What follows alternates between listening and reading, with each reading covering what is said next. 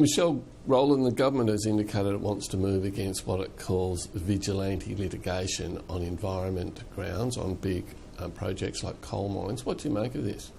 I don't understand how using existing good law on the statute books could be described in that way. And let's remember that this is law that was introduced by the then Minister Hill under the Howard government.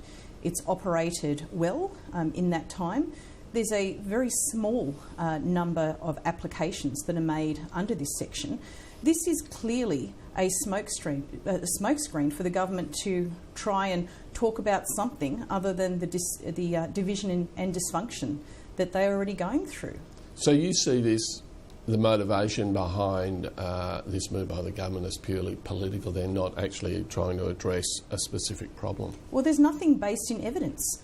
We even had a review of public interest provisions of this nature some time ago.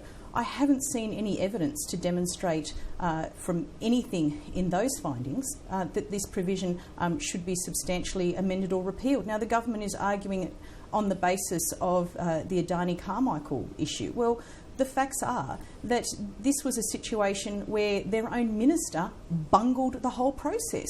So what's going to happen next time one of their other ministers bungles the whole process? Are they going to say they need to change the law in that area?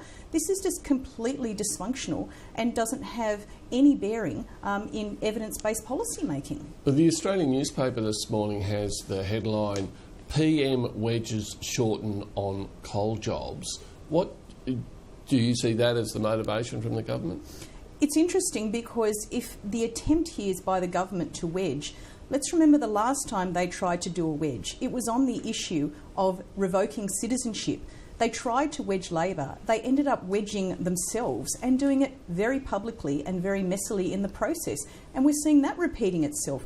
Philip Ruddock, who was around in that time, has been outspoken on this matter too, and I think he's absolutely right. So trying to wedge Labor here, they've already started wedging themselves. But is Labor happy then to take on this challenge, if I can put it that way, to advocate for the existing environmental laws to be seen, to be portrayed by the government to be on the side of the environmentalists as opposed to workers? I don't think that the facts bear out that this is a matter of environmentalists versus workers. This is a matter of applying good law as it stands today. And this is simply another example of this government making it up as they go along. I can just see it. They would have said, oh, we've got to talk about jobs today. We're in trouble in Queensland. We've got to have some Queenslanders ask some questions.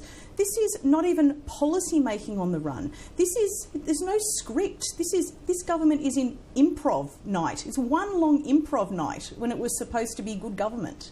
Okay, Michelle Rowland, thanks for your time. My pleasure.